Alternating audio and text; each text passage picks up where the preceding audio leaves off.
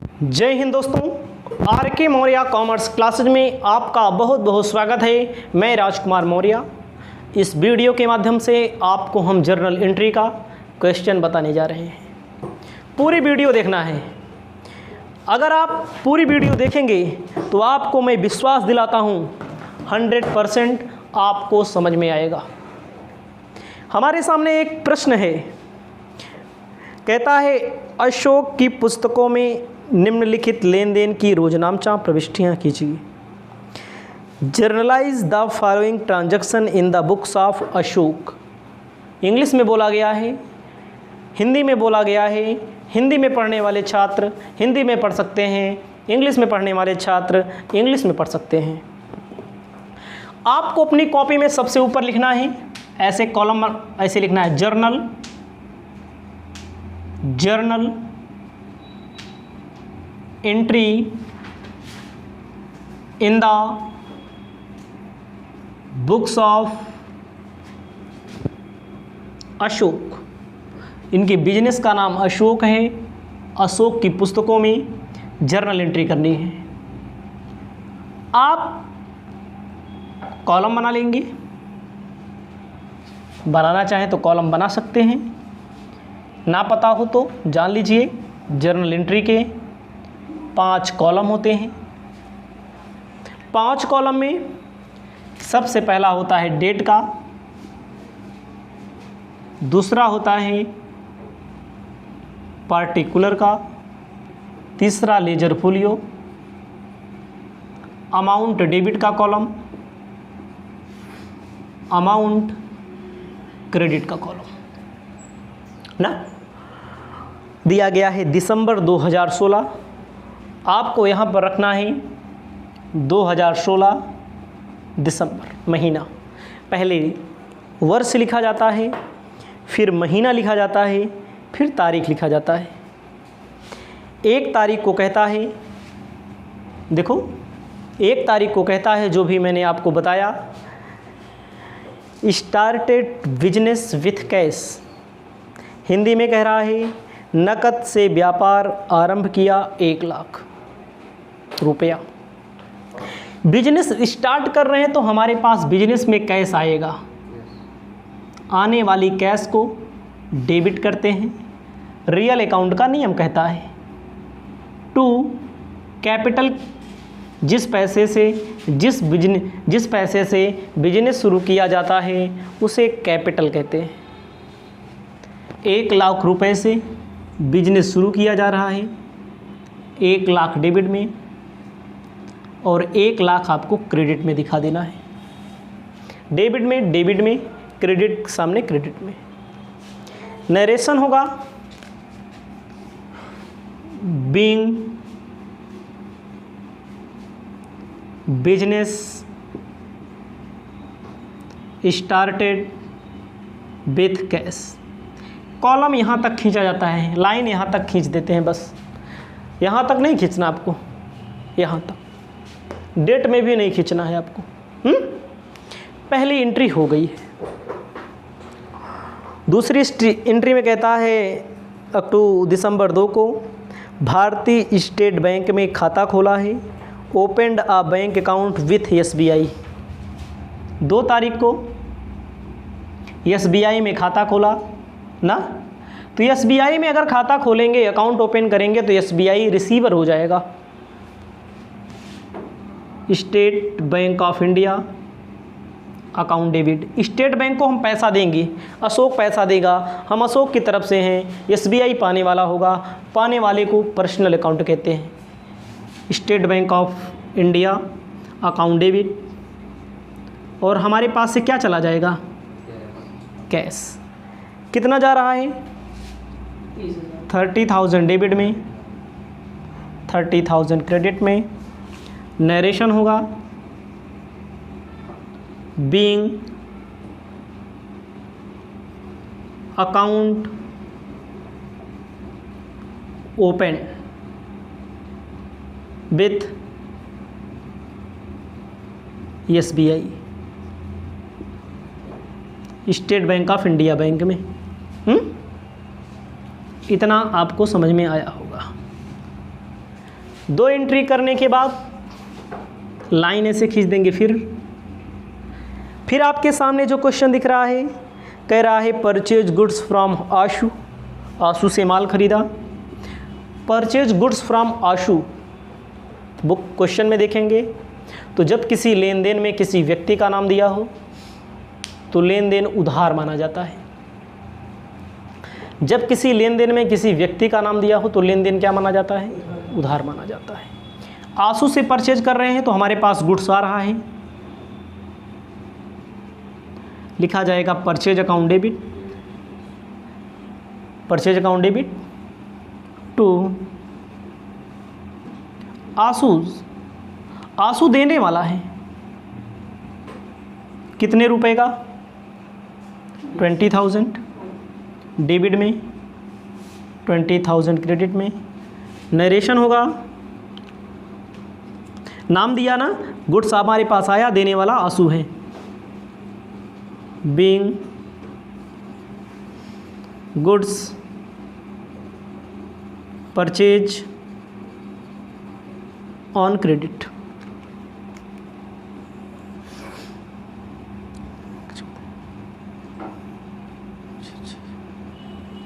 समझ में आया इतना? गुड्स खरीदा है।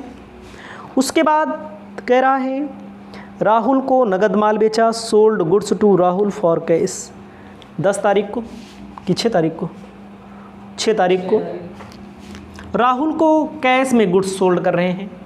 राहुल को सोल्ड कर रहे हैं कैश में, उधार नहीं, नाम भले दिया है लेकिन राहुल को सोल्ड कर रहे हैं तो कैश आएगा। नाम दिया है इसमें भी लेकिन कैश बोल रहा है, नगद में। कितने रुपए का? 15,000 डेबिट में, 15,000 क्रेडिट में। नरेशन होगा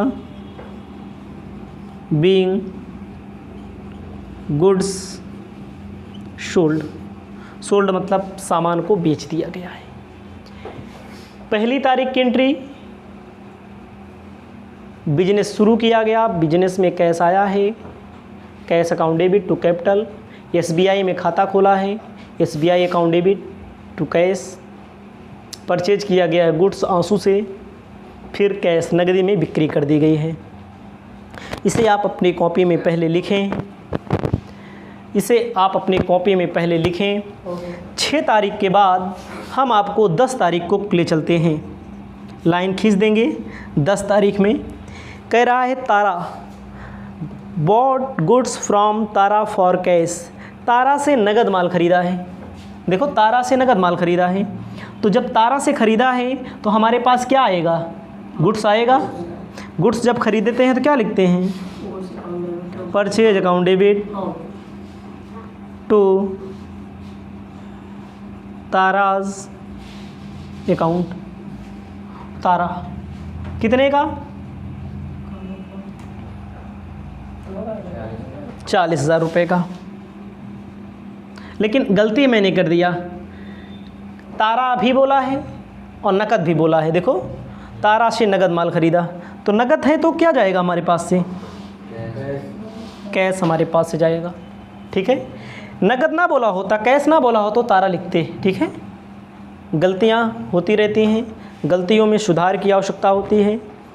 इतना जब आप कर लेंगे तो आपके लिए आगे का मौका खुलेगा कि आप आगे 10 तारीख के बाद एंट्री करेंगे। हम मिटा देते हैं। आपको इसी के नीचे ऐसे लाइन बनाते हुए, जर्नल एंट्री करते हुए आगे कदम को अपने बढ़ाना है, अपने कार्य को आगे बढ़ाते रहना है। अब मैं आपको आगे बताने वाला हूँ।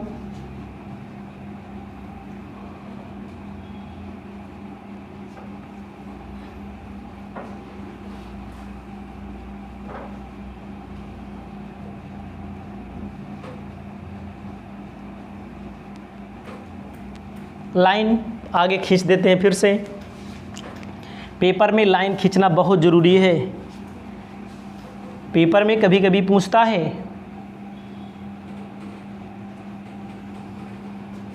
ना,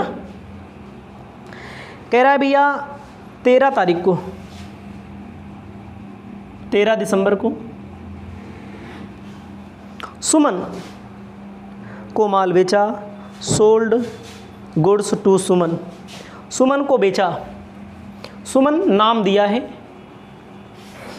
उधार इसका मतलब ना। सुमन को बेचा तो सुमन पाने वाली होंगी, Suman's account debit to sales account. कितने का बेचा? 20,000 डेबिट में, 20,000 क्रेडिट में। नरेशन होगा being goods sold to Suman on credit. Credit का मतलब उधार।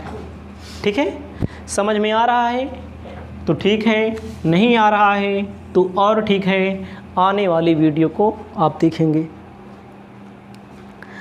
अगला मेरे भाई कहता है, अगला क्या कहता है? अगला कहता है सुमन से भुगतान चेक में प्राप्त हुआ, receive cheque from Suman 19,500, discount दिया 500। देखो जैसे 20,000 को सुमन को मैंने उधार बेचा था ना, सुमन रिसीवर थी, डेबिट, और उसके बाद 16 तारीख को इस 20,000 में से 19,500 हमें मिल रहा है। जब 20,000 में 19,500 हमें मिल रहा है तो हमारे पास कैश आएगा। कितना मिल रहा है? 500। डिस्काउंट कितना होगा? क्यों डेबिट होगा? क्योंकि भैया 500 नहीं मिल रहा हमको, हमने सुमन को बेचा था। सुमन 20,000 रुपया दीजिए, सुमन ने कितना पैसा दिया? 19,500। 500 क्या हो गया? डिस्काउंट बट्टा डिस्काउंट। डिस्काउंट मतलब ना मिला, घाटा हो गया। घाटा हो गया तो नॉमिनल अकाउंट का रूल क्या कहता है?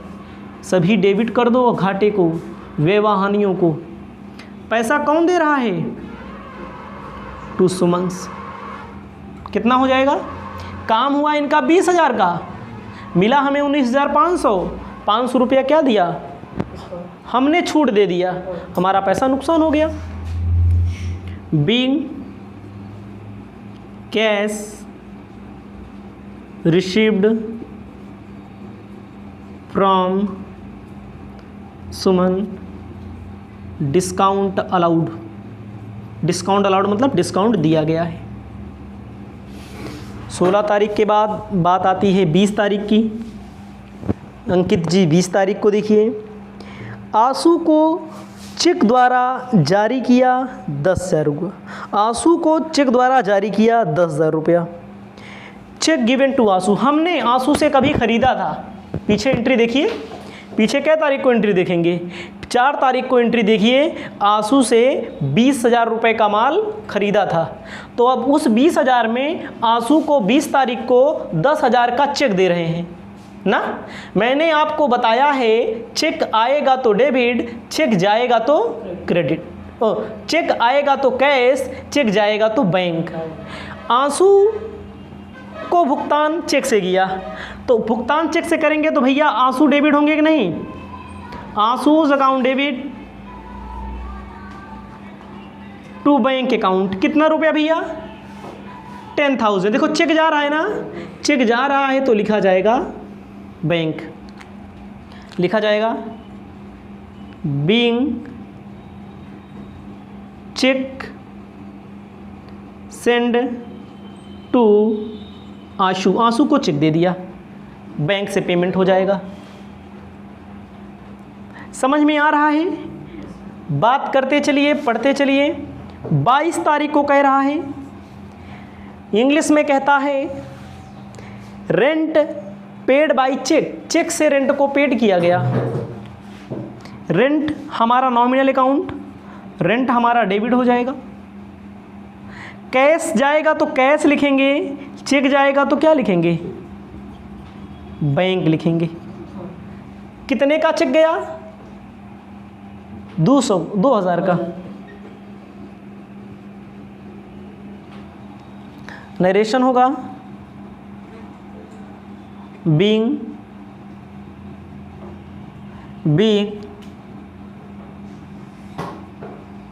रेंट पेड बाई चेक ना 22 तारीख को। उसके बाद 2 एंट्री और है, मैं बगल कर देता हूँ, बगल जगह दिख रही है। बैंक में जमा कराए 16,000 रुपया। अगर आप इसी के नीचे आप कर दीजिएगा बैंक में जमा कराएंगे तो बैंक डेबिट हो जाएगा, पाने वाला है हमारे पास से क्या चला जाएगा कैश। 16,000 डेबिट वाले कॉलम में, 16,000 क्रेडिट वाले कॉलम में। नरेशन कर देंगे being cash deposit to bank, bank में जमा कर दिया। अगला है प्रज्ञा से मशीन खरीदी। इसका मतलब नाम दे दिया, लेन देन में उधार मशीन खरीदी गई है। प्रज्ञा से मशीन खरीदेंगे तो मशीनरी आपके पास आएगी टू प्रज्ञा, कितने की 10,000 डेबिट में, 10,000 क्रेडिट में। Narration being machinery purchase from Pragya on credit. ठीक है, जोड़ लेंगे 2,83,000 ग्रैंड टोटल आपका आंसर आ जाएगा। इस वीडियो को यहीं पर करते हैं समाप्त। अगली वीडियो में और भी क्वेश्चन आपको दे रहे हैं।